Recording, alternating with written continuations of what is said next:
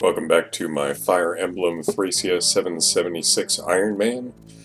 This is the beginning of one of, if not the most interesting arc in all of Fire Emblem or Saga, in my opinion. This is Chapter 4, and the arc in question lasts until Chapter, let's see, I think it would be 7, the end of 7. Before you go back to what resembles regular Fire Emblem map content. You have to escape from prison, essentially, which there are a few Fire Emblems that have like some sort of prison segment, like in Path of Radiance. You have to release Nethany and Kirin and what's-his-face from prison, but it's not really the same thing at all as what you see here. That this is, you are in prison and things are dire and you don't have any of your equipment, and a lot of games have a segment like this, not necessarily SRPGs, but like Chrono Trigger, for example, has a sequence where your equipment is taken away and you have to find it in a chest. It's very different though in these circumstances, as you'll see. This is a tremendous roadblock for many players, or at least the beginning of it. It doesn't look too bad, but stay tuned. Since Sed just ran off the screen, or Seti as he is in Japanese, let me talk about the one kind of bone to pick I have with the Japanese here. Not so much the translations, because the translations all pretty much got it right, but shout out to my commenters on 2 videos ago, so let's see, that would be 2X, who brought this up and gave me the idea. The name of Seti's group is the Magi, and I think most people just kind of assume that it's, supposed to be like Magi or Magi, or however you pronounce it, meaning like, mages and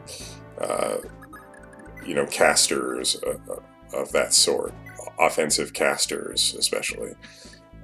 And that does fit with like Seti and Asbel. It doesn't necessarily fit the majority of his group, like the Machas or Machuas and Brightons and Laras.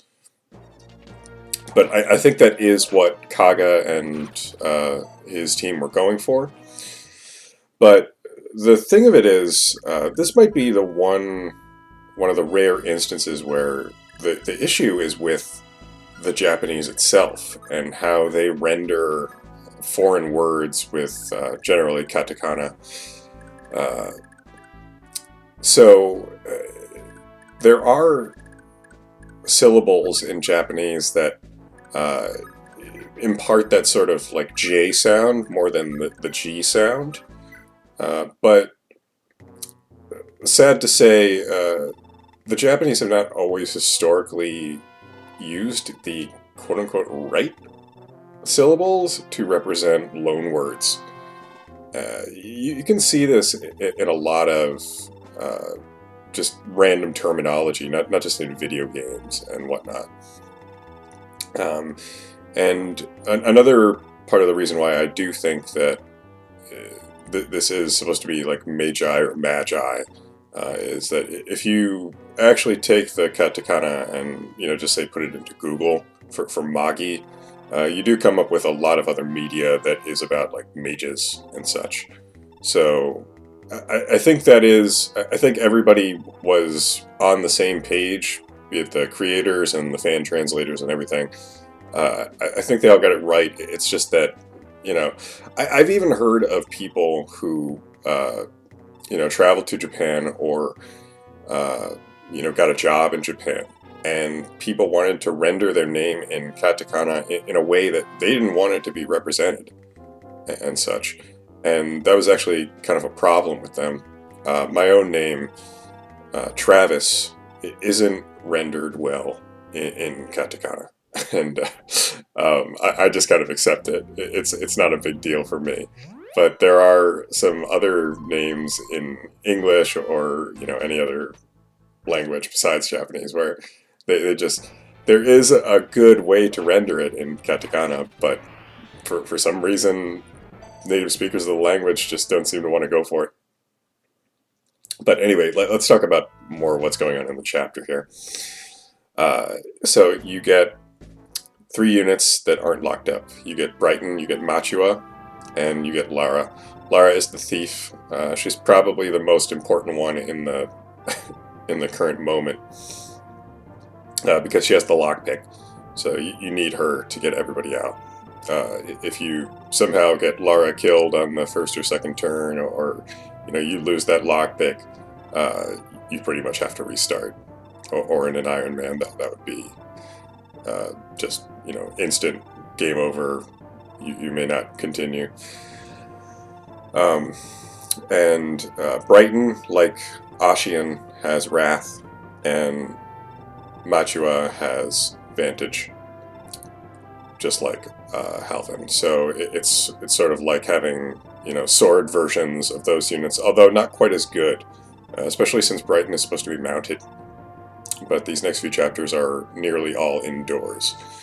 And when you dismount, I don't know if I mentioned this in the chapter where Finn got blocked out of the indoor section. When you dismount, you get stat penalties. Not huge ones, but enough where it makes a bit of a difference. So that affects also Fergus and Karen here, who are in the cell with Leaf. And in the other cell is Liffis and a few NPC brigands, who I really enjoy those guys. And you're going to see me really live up to that in a little while. So stay tuned. You probably don't know what I mean by that, but I assure you it's worth the wait. These conversations in the cells, if you actually stop to read them, they take quite a while. They're basically, for Liffis and the brigands, it's just kind of a funny scene. And for Karen and Fergus, this is their introduction as characters. This is their recruitment dialogue, even though they are auto-recruited once the chapter begins. So, essentially, you just have to break everybody out and get all your stuff back. And in the background here, you can see the treasure chests. And the only enemies that start here are, like 3 soldiers and a couple of armored guys who are up top. You can't see them right now. They don't move. And, I don't think it's... You probably are assuming, well, there's got to be more, right? And yes, there are going to be reinforcements coming from the sides pretty soon. Although I do end up blocking spawns. This is something that we should probably get out of the way right now. This is the first chapter where it's a notable tactic among players to block spawns, and some people take it to very extreme measures, because the spawns basically never stop, or effectively never stop. If you wait like 60 turns, they do eventually stop, but I don't recommend you do that. It really kind of destroys the experience, in my opinion. The better option is just to go fast. And we talked about in the last chapter how I didn't want to bring too much stuff because I wanted to move fast in this chapter. I ended up bringing just like a scroll, the light brand, the brave axe, and maybe like one other thing I'm forgetting. I think I might have brought the flame sword. Yeah, I usually bring that because Fergus doesn't need too much training in order to use it. If you see that room over to the right that Lara opened on turn 1, I just kind of reflexively opened that room because sometimes it does have treasure in it if you bring quite a bit of stuff. So that was a waste of a lockpick use. Not a huge deal in the grand scheme of things. The bigger issue would be if you leave Lara exposed to get captured, and she only has that lockpick and not a weapon, and then she would lose that lockpick. And the only way to get it back would be to steal it back, which would be difficult, considering Lara would be, captured by that enemy. You could use Lifis if he was nearby, but otherwise you would have to capture that enemy back. And you might not always have the resources to do that. It might be an enemy that has a lot of constitution. So we should talk about capturing more so on the enemy side, because that is more of an issue now than it was in these first two chapters. So enemies, if you're not carrying a weapon and they have more con than you, or build, they can just capture you straight away without a struggle. And people often use this to their advantage. You'll hear the term capture bait. And this can be a good tactic. It's a little bit of like, power gaming sort of, because I don't know that the creators of this game really intended for that to be the way to play the game, because why would it make sense? Why would enemy units drop everything they're doing and run to, hold on to a player unit and cut all their stats in half? Because that's what happens. If they have the opportunity to capture, they will almost always do that. And I do utilize that strategy, but I don't like to overuse it, because it feels kind of grody if you overuse it, and it can also backfire if you don't know the true mechanics behind it, which are that so enemies with a melee weapon or a tome, basically a weapon that it can attack potentially at one range, then they will capture, provided they have more con.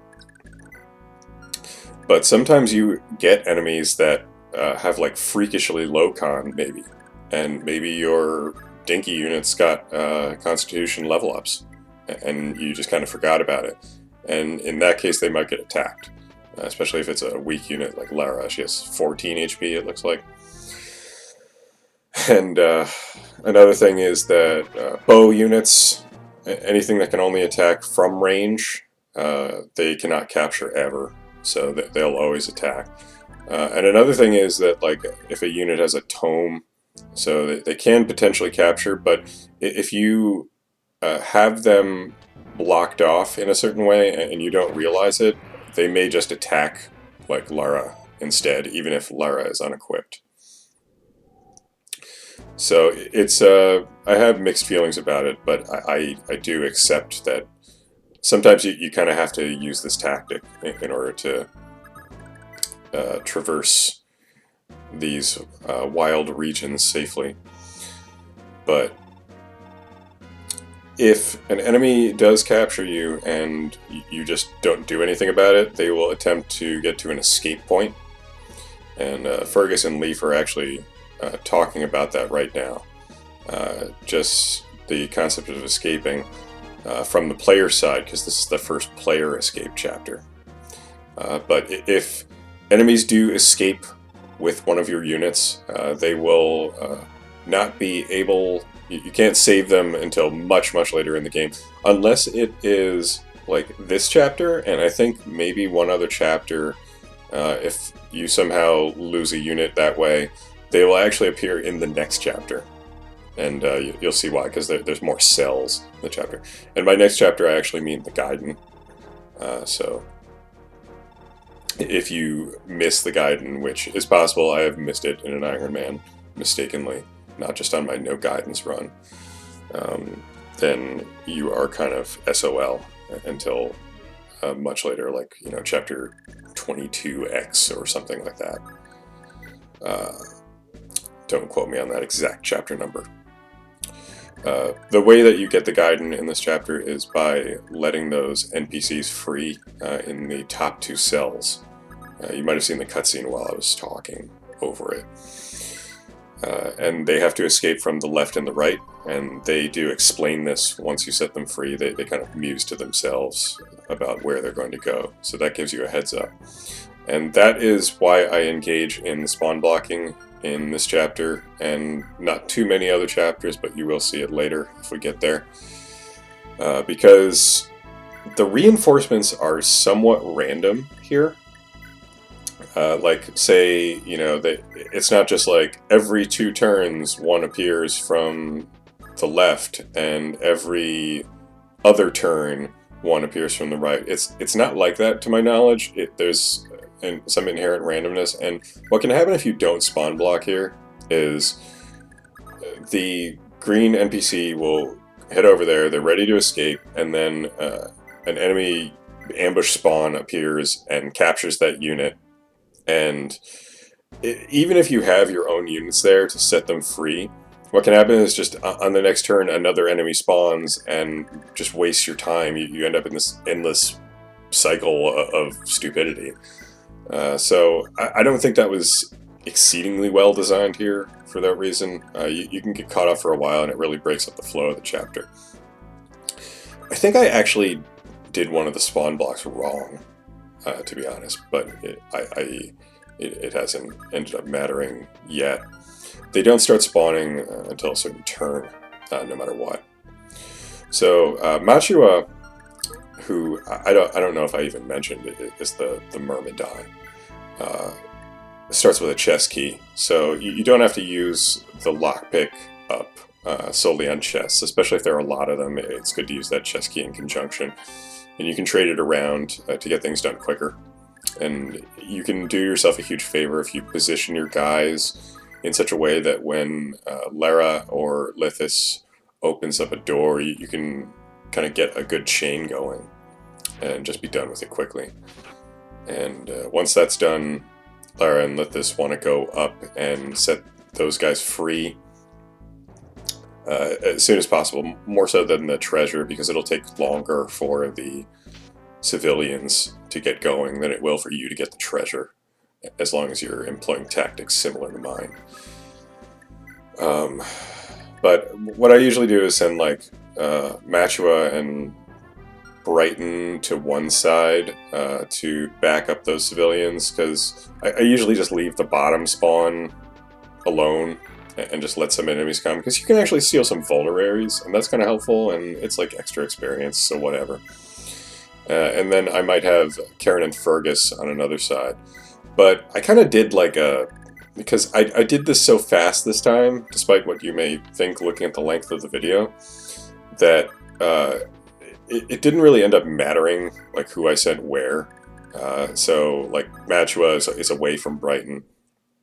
And the reason I pair them up that way is because Brighton is supported by Machua, but not the other way around, and Fergus and Karen support each other. And I think that's about it, but I think I briefly spoke about making a note in the last chapter about this, because something that's funny about supports in this game is that they have like these comical sorts of implications. Like, so Brighton and Machua are like, you know, sort of like romantic interests to one another, or their husband and wife or something. I don't know what the official canon is, but like I think they do have like an ending that mentions one another without actually mentioning their names.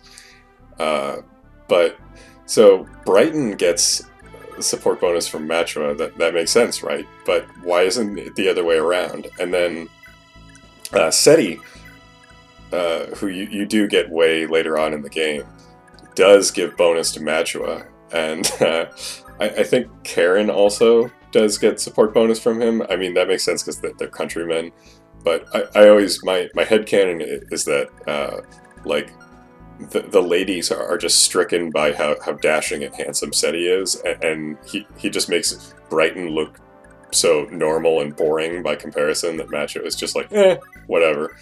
And there's a bunch of funny ones like that I'll try to mention when they come up. Maybe I'm just out of my mind entirely. But a little more about these brigands here. They pretty much head straight for these axe or lance armors, and if they have enough con, they'll try to capture them, actually, which is funny. Just imagining these guys with these lance armors on their back. But these guys must have had like freakishly large con, or like the brigands had like not enough build, because they just went straight for the kills. And when you're moving fast and, they run out of stuff to do, these guys can actually be pretty helpful in holding off the pikemen that spawn pretty soon. And you'll see how that's the case as this chapter goes on. So, this is a recurring theme here with these civilians. They all have like a little bit where they complain about the conditions in here and just, how awful the child hunts are, giving you context about that. Not all of them are children, but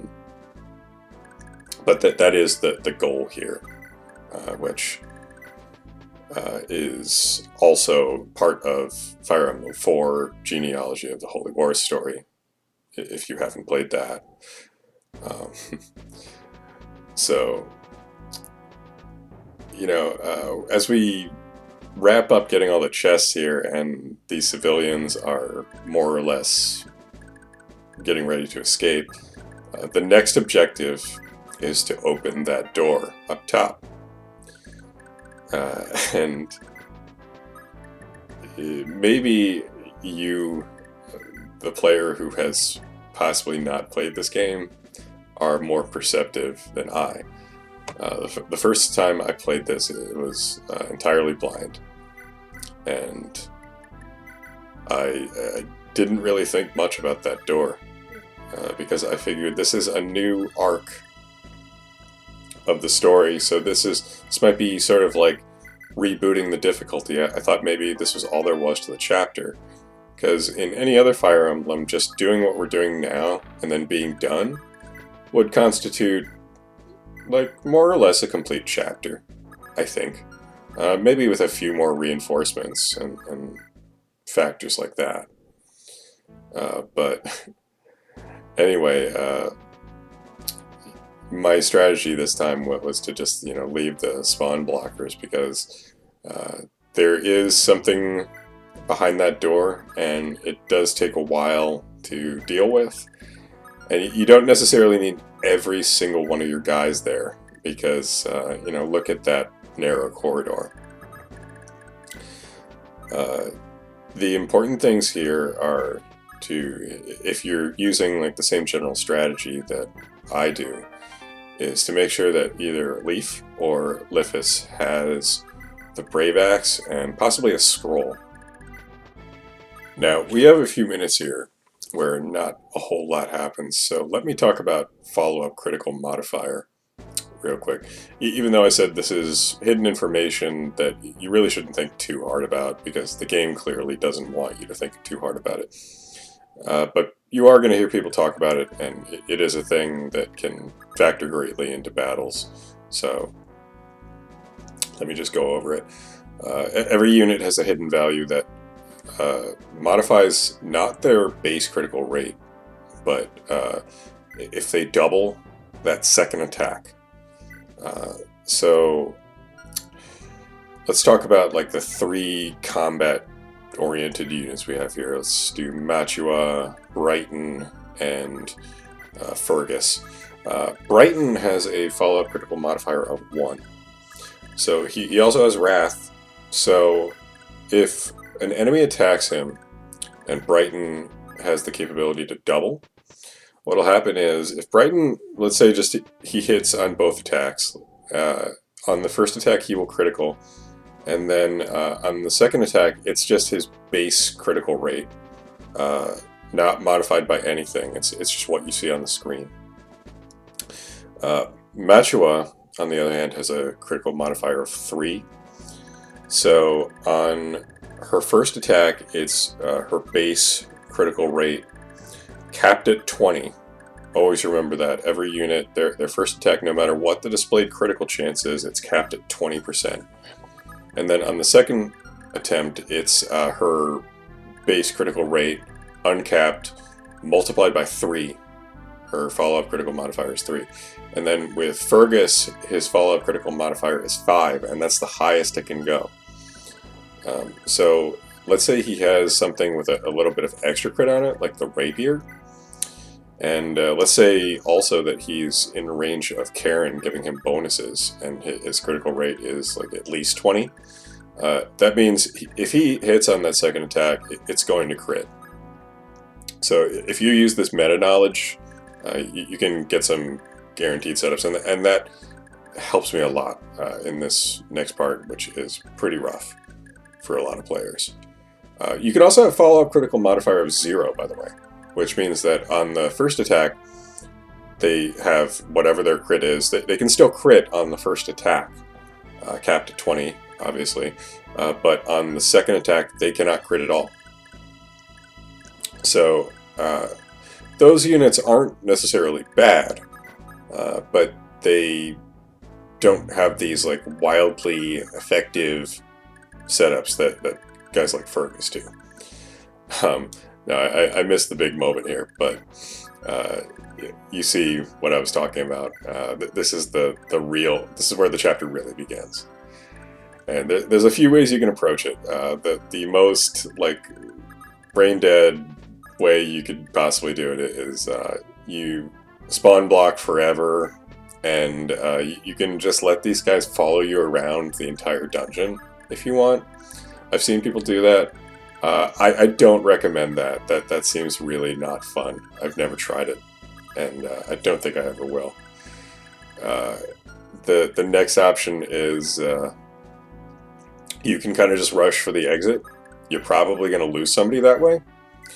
And the third option, which is what I always go for, is to just stand your ground and choke them at this point. Now, one of these units is not like the other. That axe armor on the left-hand side, the lower right one, they're all going to move toward us, and he's going to move toward that spot 2 above, I think, where Leaf is. I can't see it right now from my video feed. Around here somewhere, I think it was this turn, you can actually see, this is what I was talking about in one of the previous chapters, where if you don't use R to select units and end your turn, you can forget to move units. And I forgot to move Karen, which she could have been really useful up at the top as a support for Fergus, quite honestly. So she got stuck behind and got hit by one of these soldiers, which could have been dangerous, because sometimes even regular soldiers can be like freakishly strong if they roll good stats.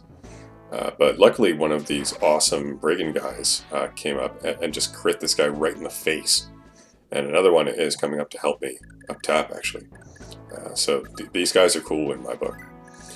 So luckily Brighton can start moving now. His side was a little slower in escaping. And so now the reason why you want Brave Axe and maybe a scroll on Leith or Liphis is because those two guys can be used to recruit this unit, which is, his name in Japanese would be like Darshan or Dalshin or Dalsin is the accepted English translation. Only those two guys, and only if you rescued Ubel in the last chapter. Because Ubel is Dalsin's brother, his little brother, not his son, but his brother.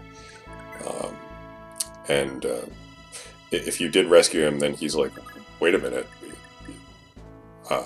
these guys I'm working for are imprisoning children, including my brother. Yeah, I'll fight for you.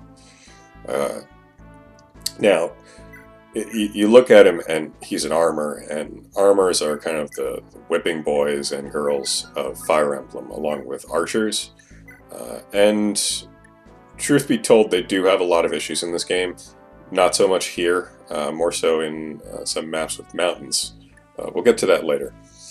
But remember what I said in either Chapter 1 or Chapter 2, that units in this game, it doesn't really matter who they are. As long as they can use a good weapon, they can kick some butt. And here you see, you know, just because he's holding a good weapon, Dalsin just clobbered this guy. And he does have high defense, so he can hold his own against these other 6 armors. Not so much the mages, but there's ways to, you know, make sure you're reasonably safe. The other side of that corridor can be kind of an issue. I usually use Fergus there. If you gave Leaf the life ring and preferably the speed ring, he can kind of do it. Maybe if you set him back a little bit so Dhalsim takes the brunt of their force. But it's kind of just like whoever you feel most confident with on that side. And basically you slowly chip away using like the rapier, and if Fergus somehow got an extra bit of sword rank, you can use the armor slayer. Sometimes I brought that. I didn't this time. I don't think you really need to, because you do get that rapier, and both of them are effective on these armors. And like I said, Fergus can have that guaranteed crit setup. Even without Karen, honestly, he can get like more or less a guaranteed crit. And another thing is that Dhalsim, I think I mentioned in a previous chapter, is one of those units that is supported by Leaf, so he gets some crit avoid just from having Leaf there. So you may not necessarily need to give him a scroll just to avoid crits, but he's going to get some levels if you lean on him heavily here, so you can get him a little bit of extra growth there. And also, like, these mages have Thunder, I think, and I think like some of the axe armors might have battle axes, which have crit on them, so I wouldn't necessarily, like, if you're in doubt, and if you value a unit, put a scroll on them. Like, Leaf's Lightbrand, I don't know if I mentioned this, when he's holding it, it gives him plus 10 luck, and that gives him a lot of crit avoid, because luck is crit avoid in most Fire Emblem games, if not all. And he gets supported by a great unit that you're going to want to deploy pretty much all the time. And that gives him extra crit avoid, so that the likelihood of Leaf getting crit in general is pretty low, honestly. I think he might have like pretty good luck growth also, and a decent base. But it's just like, why would you mess around with that? Just put a scroll on him. I usually put the odd scroll or the ode scroll, or whatever it is, so he can get some extra skill more quickly. Because I think that's what Adept feeds off of. I don't think I mentioned that, is that Leaf does have a personal skill Adept, and that's a throwback from Fire Emblem 4, which Leaf is also in, as well as Finn, and plenty of other characters in this game, actually. And that just sometimes adds an extra attack, like right after his normal attack in a round. It doesn't double in and of itself, like, it's like, so let's say Leaf doubles, and he gets his first attack, and then he gets an Adept. That Adept attack will come right after that first attack, and then the enemy attacks, and then Leaf gets his second attack, and that doesn't automatically get an Adept strike. I don't even know if it can proc 2 times in one turn. But you know what can actually proc 2 times in one turn is movement stars. And I don't know how I haven't mentioned this yet. Units in this game can have both authority and movement stars. They have different names. Like some of the patches have, like, they call movement stars vigor stars. You know, it's whatever. What you need to know is authority, or whatever they call it, means that if that unit is on the map, everybody on the map, regardless of location, gets bonuses to hit and avoid. Finn has one. Leaf has either like 2 or 3, depending on the point of the story we're in. And Avil has one, I think. And plenty of other units that you're going to acquire have one. At least one. So, and a movement star sometimes lets you just move again. You'll see a musical note pop up above somebody's head. You might have already seen it. And for some reason, I'm assuming that most of you who are watching this probably have played the game already. But if you haven't, that's what that musical note is. And that's why they can move again. I'm sure you sort of intuited it. And you might be wondering, is it possible for movement stars to proc after moving again? Well, based on my experience with this game, I'm going to tell you, I don't think it's possible to proc it consecutively. But one can absolutely happen, and I've seen this firsthand, is you can move, get a movement star, and then later on, once you get the dancer, if you get the dancer, if you then dance for that unit, and then they use up their, quote, normal move, unquote, again, they can get a movement star proc off of that. So that's a way that they can get 4 actions in one turn. That's only ever happened to me once. Because I don't always deploy the dancer in this game. I know I'm being cavalier about spoilers, but I'm going to wait, because that's a fun little scene. If you haven't seen it, I mean, I'd rather you experience it just playing the game rather than watching me. But anyway, missed a little bit of action here. Going back to Lithis being able to steal tomes, that's really invaluable here. Although it's very dangerous for him, because he can, if you just put him out in the open, he can get screwed easily by these guys, especially like if he gets Thunder Crit or something. What I did here, which has already more or less happened, is I had him steal a tome, and I had him otherwise unequipped, so that one of these axe armors would inevitably capture him. And this was a risk, because you don't, I mean, there is a certain science to the order that the enemies move in, but I think one of the bow armors attacked him first. So, you know, depending on how their logic just falls, you can't always count on that unless you really have studied how this game operates in that regard. Like in some Fire Emblems, melee units always move first, stuff like that. But in this case, I was reasonably confident that one of the melee units would capture Lithis, and that makes me lose the Thunder Tome, but it's kind of a small price to pay for setting up this turn, which I think was pretty well done, if I can toot my own horn for a bit. As you'll see, there's like 4 units that still pose some sort of danger here, but I'm going to take care of all of them with the help of my brigand pal. And I'm going to pay him back for that. I never let a good deed go unrewarded. You'll see. You might have also noticed that Fergus came kind of close to dying. And that's something that can happen if you use him to block the other part of the hallway. Because Fergus is, can do some good damage, but he's also a bit frail, especially unmounted. Also, I'd just like to say that I love the way Fergus's sprite looks unmounted, because he looks like a knife-wielding lunatic, which is not at all what his personality is like, but it's just, and I don't even think, it's not like his personal sprite, that's just how the Forest Knights, or whatever they're called, look when they're dismounted. I think they're called Rangers, at least maybe in the fan translations, but he's pretty much the only one who, at this point, you would even see that sprite, so it's more or less just his, for the moment. So, like, my whole line of thinking here was, Machua is reasonably strong. She can do some damage even to some of these armors if they roll low enough defense. Fergus can take care of an armor. Dalson can take care of an armor with his signature weapon, the Brave Axe. And Leaf can do good damage with the Light Brand, and if you gave him that speed ring, he can even double some of these. And if they roll especially weak, he might even be able to one-round one. I don't know.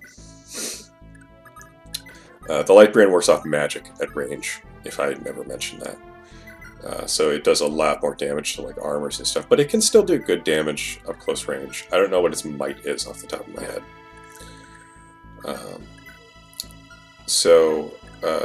One thing I would probably advise against is what I'm trying to set up here, which is that Fergus, like, in most circumstances, most would say, like, this is a guaranteed kill, more or less, on this bow armor. Both of these mages have been disarmed, so this bow armor is really the last threat in this whole map. But, you know, stuff happens, 99s can miss, and I don't think he exactly has 20 crit on the first attack, so it's not 100 crit on the second attack with that rapier. So what I'm saying is there's a small chance that he might not kill this bow armor. Technically, the safer route would have just been to have Fergus sit back and maybe use a vulnerary, because I don't think that bow armor can kill anybody else there, and Fergus could get behind all of them, including my brigand pal, and the bow armor would be totally blocked off. So if I could do it over again, I might not have had Fergus attack that, just because the second that you assume something's going to work out, that's when this game will punish you. And it will punish you at one point or another. It's not a matter of if, it's just a matter of when. You're going to make a mistake, and other Fire Emblems are forgiving. This one is not. Super units can die. Nobody's invincible. This game is really... That's one of my favorite aspects of this game, honestly. Well, except for Avil. Avil is invincible. For now, at least. But it usually just ends up, for me, that like one person might be lagging behind a little bit. If I bring a lot of treasure, then maybe the NPCs escape before I'm done getting all the treasure, and Brighton can catch up sooner, in which case more spearmen have probably spawned, and if that happens to you, you can more or less keep Brighton and Mashua on that lower part there, a few squares down, to take care of those guys, because there's not going to be room for them at the top anyway. And here you'll see the fruits of my labor are coming to fruition, which is my little impromptu plan to save my brigand pal from himself. I didn't want him to incur the same fate that his pal did down at the bottom there, who valiantly sacrificed himself in order to keep all of those pikemen away. And I'm going to escape from the top with my brigand guy, and who knows, maybe he'll show up in the next chapter. Not really, that can't happen. Anytime there's like a nameless unit that's either blue or green, you don't get any bonus from doing that, so please don't think that if you're going to be playing this game for the first time after watching this for whatever reason, like if anybody watching this in the future somehow was only inspired to play this game by watching some random nobody play it, please don't think that you have to rescue these guys. I was just doing it to be silly. Note that like when you pick up these guys, it really hamstrings that unit, unless they're like a build monster, or they're mounted or something, and the unit has 10 or less con. That's another thing about growing build or con on level ups. Some scrolls actually boost this, and every unit has like con growth or build growth. And this is kind of bad from the perspective of rescuing, because mounted units like Finn and Brighton and Fergus and Karen, when they're mounted, they have effective con of 20, and that's really great for rescuing. It means that they can try and rescue anyone unless they grew to 20 con, and they probably can move unimpeded if it's like a reasonably light unit. Most female units and some male units like Leaf and Asbel, who we'll get to know pretty soon. But I'm kind of rambling here. The point is, if they grow past 10 con, it's going to be a hassle for anybody to rescue them. They're going to get hamstrung no matter what, no matter who they are. And mounted units cannot rescue other mounted units. And that mechanic actually comes in kind of a hindrance in some recruitments later, believe it or not, which we'll get to a while later, if I go that route, if I get there. So at this point, we're pretty much just wrapping up the chapter, and in this kind of situation, units that are disarmed, you can kind of just use as pin cushions, and that's some extra experience. Fatigue doesn't matter for some of these units, but I'm going to try and talk a little bit in the coming chapters about which units you get during this section, that it can be kind of important to manage fatigue a little bit. but I need more time than is allotted by this video currently to get into that, so I'll just make a note for now.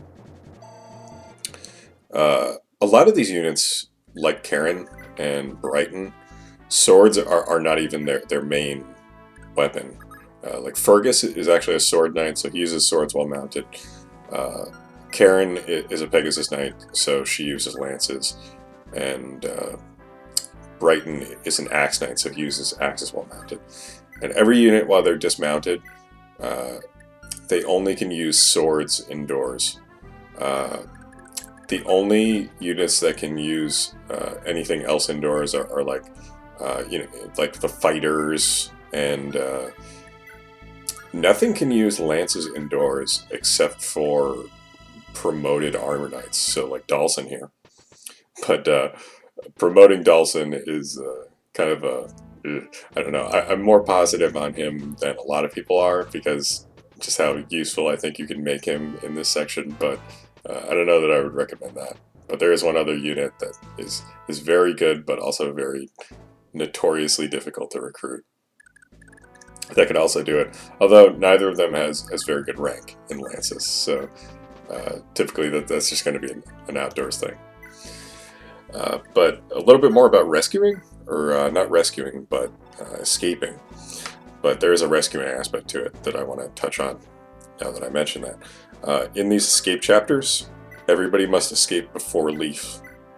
And depending on the translation, and my eyes kind of glazed over it, but I think they even touch on it in the Japanese text. They will tell you that everybody has to escape before leaf. Once leaf escapes, the chapter is over, and anybody who is left behind will be treated as captured. Which doesn't matter so much here because of that mechanic I was talking about earlier.